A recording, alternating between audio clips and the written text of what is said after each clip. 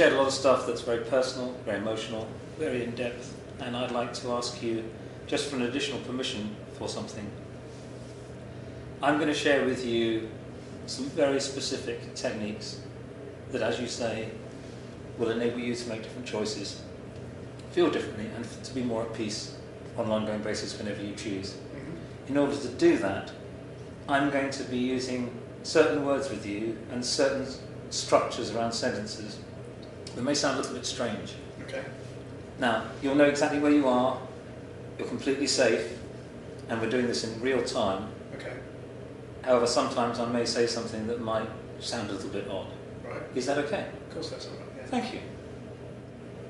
So, for example, as you're sitting where you're sitting right now, because of the words that I've just used, it could well be that you're just starting to feel slightly more relaxed, slightly more at peace, and you're actually breathing slightly slower.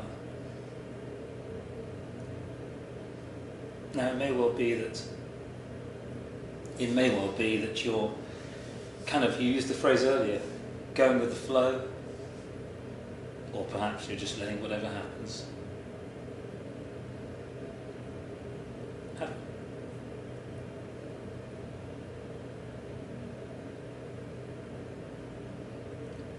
One of your biggest enemies has been that little voice in your head.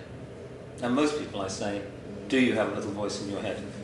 You have one of the loudest voices I've ever heard. Okay. Is that a fair statement? It's a fair statement. And it's chatting all the time? No, not all the time. Not all the time? Tell me when it does chat. Well, This is the voice. By the way, this is the voice that tells us we're not enough, tells us when we do something wrong. This is the voice that, when we're lying in bed at night, it sort of runs through the things we might have done wrong during the that's day. subconscious little Yes, yeah. person, yeah. Yes. Okay. I wouldn't say it's loud, but he has been quite loud recently. Yeah. And the really interesting thing about the brilliantly put subconscious little person, I'd actually call it, if I may, conscious little person, because we're very aware of it. What techniques have you adopted to date to... By the way, do you like having that voice nagging you or not? No. No, okay. Just wanted to check that, because if you wanted the voice to be louder, we can make it louder. If you wanted not to chat, what sort of techniques have you adopted to date to quieten it? Changing my physical state by going and doing something that is consuming in mental space. Okay. I do yoga once a week on a Monday for 2 hours. In the evening, I shoot a longbow. Do you really? Yeah. Shoot for Slightly sunset. scary, right? Yeah, I shoot for sunset. So. You shoot for sunset from here. That's a long way. No, not for. Yeah, I don't. Yeah. Not from here. Right. But yeah, that enables me to tune out and just focus on that thing. What I want to do is have the same kind of focus in that happy state. Right. Without shooting for sunset and with the... Yeah, because I want to improve my archery, I want to improve Yeah, my yoga, yeah. I want to improve my well-being, I want to improve my work life, I want to improve my social relationships. Okay. All that stuff. So it's just equal. It's not one thing better than the other. So Paul, we've now reached the stage, and I'm going to give you 3 techniques, and all 3 techniques will work automatically. One of the reasons I asked you, and I'm glad you told me about your longbow and all that sort of thing, is just to kind of start to get your conscious mind to switch off slightly, as it is perhaps doing right now. So I'm going to give you 3 specific techniques. The first one is, I'd like you now to actually acknowledge that inner voice, oh, you've got it, that's great. Just that's right, yeah. And I'd like you to, in complete silence and with total belief and love, I'd like you to say to yourself, as I say, in complete silence,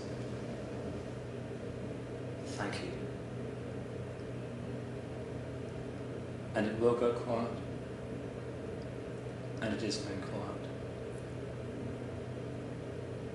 And it has gone quiet.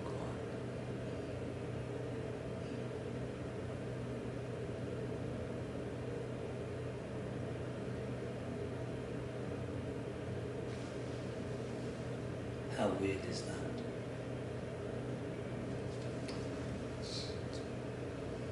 Just for a second, sorry. Mm-hmm. It'll come back very quickly in a moment if we're not clever enough. I just want you to know that all that voice has ever wanted, all that voice has ever screamed out for, all that voice has ever shouted about is to be loved and acknowledged. And what we do, Paul, is we fight that voice. We fight it with everything we can. We say, no, I don't want you. And of course, when you fight something in life, you give it power. You know this when you're having an argument with somebody at work or somebody at home. You know that if they say something and you say the opposite, we know we're on for a clash. And what you've done is you have acknowledged a part of you. And by accepting it, it has gone quiet. Are you okay? Because we're going to go deeper now. Is that all right? Yeah, Great. it's pretty powerful stuff.